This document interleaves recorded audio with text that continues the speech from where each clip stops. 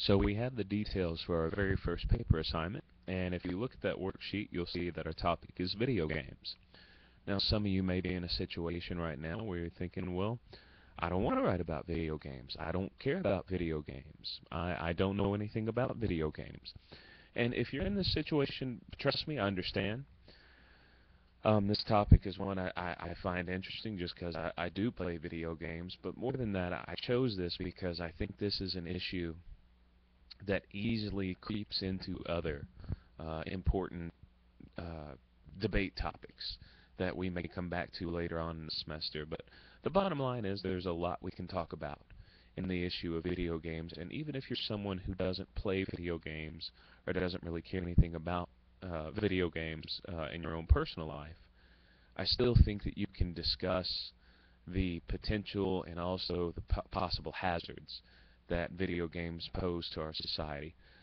So this PowerPoint is just meant to be kind of a baseline that we may have some students who are pretty well versed in what video games are out there. Some of you may know nothing about video games that are out there. So here we have a PowerPoint that just kind of goes over some major debate areas of video games and gives some examples from video games that kind of explore the debate issues.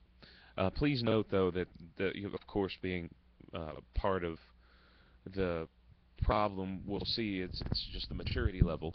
So many of these clips are very graphic. Just keep that in mind. But of course, that may be a problem you want to talk about in your essay. So one main problem that comes to mind when you talk about video games, of course, is violence. Some of the violence is pretty harmless. Like this is an example way back in the NES days where, violence maybe didn't seem that hazardous. However, we'll look at some examples where the violence has gotten much different than it once was. Mortal Kombat is going to be a franchise that most people will have heard of, even those who don't play video games.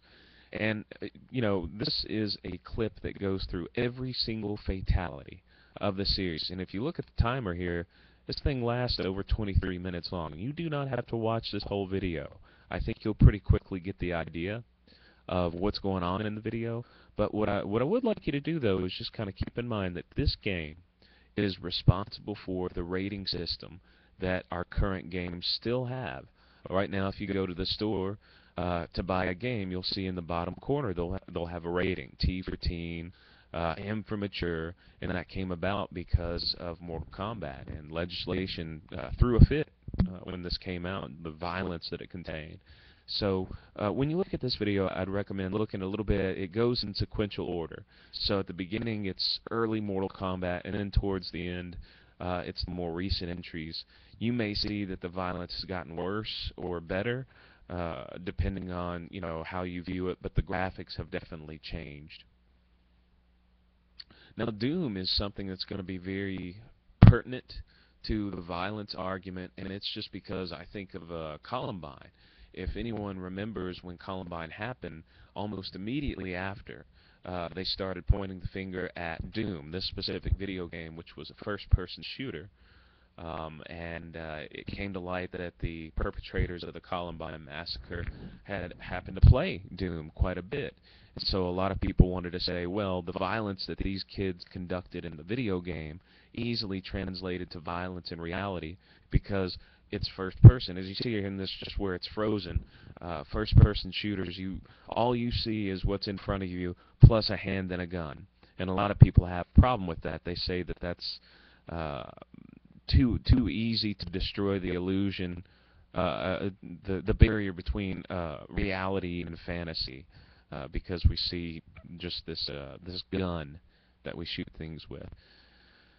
Manhunt 2 is actually a game that was banned in many countries, not just one or two, several countries. Just if you bought the game, you could go to jail. If you sold the game, you could go to jail in certain countries. You don't have to look at this entire video. You'll get the idea rather quickly, but the basic premise is in Manhunt, especially Manhunt 2, you can execute enemies. Like you can sneak up on them and perform various executions you'll see the brutality ranges. Some of them don't seem as brutal. Some of them are extremely brutal. So take a look at a few of these, and you may see why violence is a concern. Here I've got some questions, of course, you can explore on the discussion board. Now this is a new area. Violence is one area of concern, but also with video games we also get into different portraits of women. Some people think that women are portrayed constructively in video games, that we have some females that are strong females in video games. Others, though, say that women are victimized in video games. Women are not shown in realistic fashion. This slide here goes back to it's actually kind of a cliche for women portrait in video games. That's the princess predicament. That's basically with Mario. Your whole job in Mario is to rescue the princess. And so some people take offense that in many video games, the only goal is to rescue the woman because she can't rescue herself. Now this clip, you don't have to watch the whole thing. I think you'll get the idea pretty quickly. One thing I'm most interested in you seeing is here Donkey Kong kidnaps a woman. I think her name is Penelope or something like that. But at the top of the stage, all she does is sit here and scream for help. And of course, you're the man. You go try to save her. Actually, you'll see here in a minute. Yes, okay, so here's the woman here. She's not really doing much. She's completely dependent on you to come and save her. All she can do is scream for help. So some people thought, that's not really strong female character. Eco is a much more recent video game. And in the game, basically, you play a young boy, and your job is to escort a princess.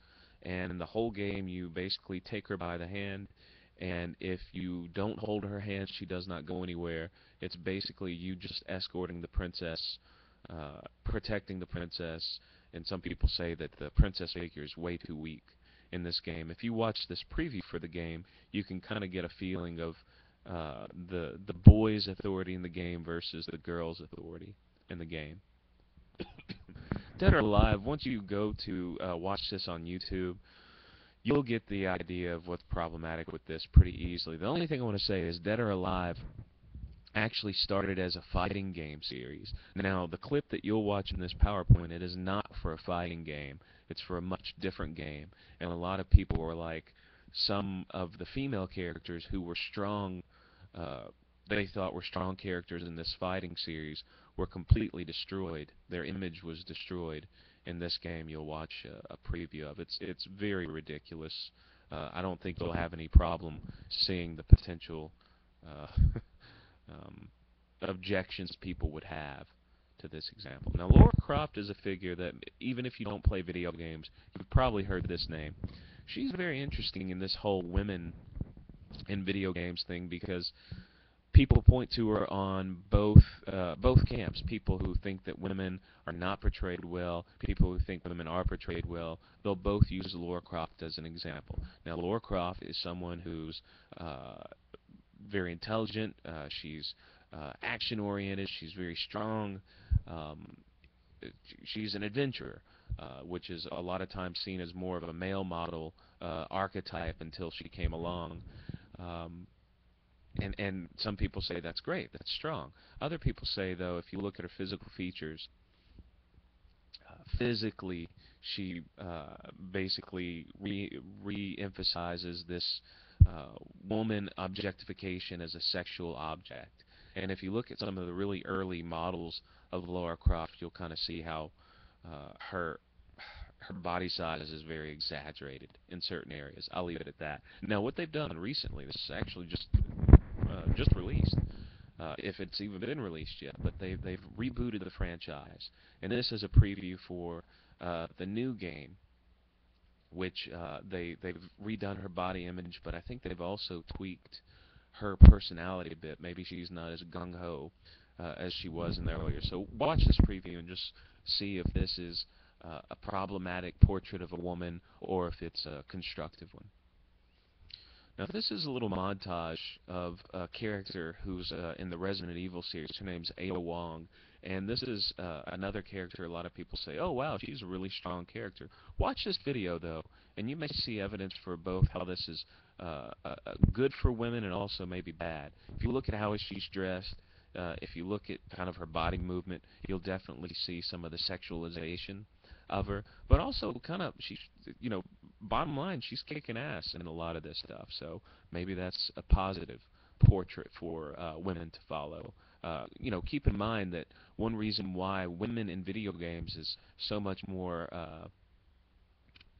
discussed now is because there's a huge movement of women into playing video games. It used to be kind of just a boys' club, but now, of course, you know, video games are everywhere, and so a lot more women and girls are getting into it, thankfully. But they're starting to see that, you know, there's still some work to be done. Now, this next one is not an old game at all, but watch this, and you'll have no problem seeing what's potentially problematic about this video game's portrait of women. So here are some discussion questions. The next topic goes into video game graphics have gotten so advanced that a lot of people are saying that video games are a new art medium, that there are video games that are just an artistic experience, nothing more, nothing less. One of the early video games, I remember people just saying, wow, this is art. I mean, part of the enjoyment of this game is just visual artistic enjoyment. Is this game Okami? So watch this preview and just see if that's a legitimate I guess byproduct of video games, that they can create art. This is a much more recent one that many people are saying is just very artistically rewarding. So you can watch this preview and see what's going on here, if it's valid or not. Now, this is a little different. Minecraft is a game that is very popular right now, and it's the graphics aren't really that impressive. It's very, very basic graphics, but it's a construction game where players can go in and construct basically whatever they want to. In this video clip, you don't have to watch the whole thing, but it gives several examples of what people have gone in and built bit by bit. Keep in mind when you see some of these creations that this is one block at a time that people have done. Hours and hours and hours of work put into these constructions. So maybe that's not good. Maybe you see that as a huge waste of time, but anyways, it's an example for you to look at. Here, the discussion question, of course, you can look at that and talk about it in the discussion board if you want to. Now, one of the basic core issues a lot of these come back down to is that video games waste time. Now, next week, you'll start to see that our society is incorporating video games in areas that they once were not incorporated in, just because the technology has progressed so far. So this brain drain mentality is really starting to change as far as video games being just a pointless waste of time.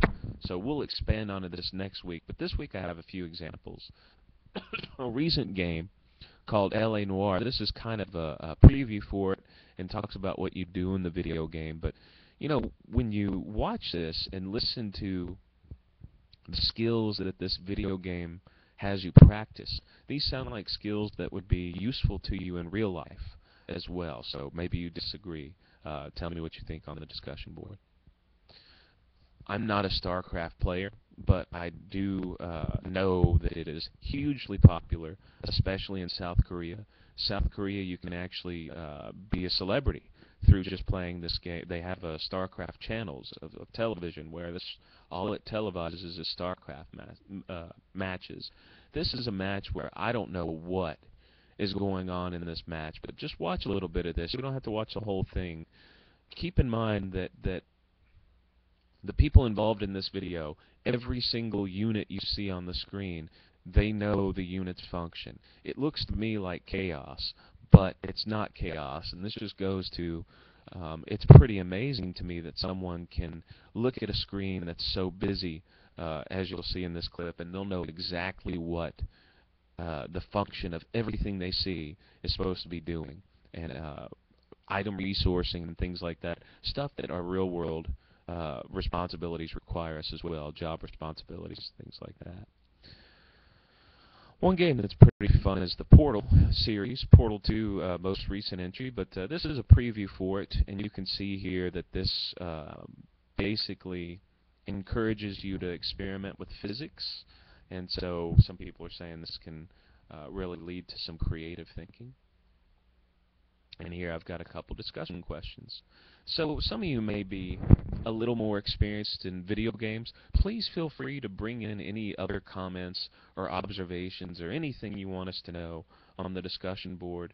And keep in mind that we will next week continue to build on this. I just wanted to this week give you a baseline of some of you may be completely clueless of video games, and I want to make sure that we take care of that this week so you feel like you have something to say. You feel like you have some examples you can point to validate what you have to say, if video games are good or bad. So thank you, and enjoy the PowerPoint.